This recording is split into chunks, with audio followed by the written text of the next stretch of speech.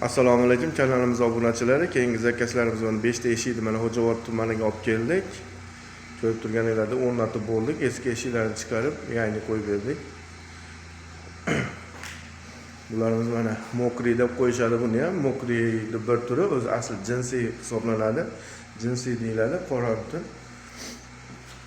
Jinsiy to'q rangi, buni och rangi ham bor. Mokriy asfaltga o'xshaydi. Ko'rib turibsizlar, hayte pasonda. Oynalari germetiklangan.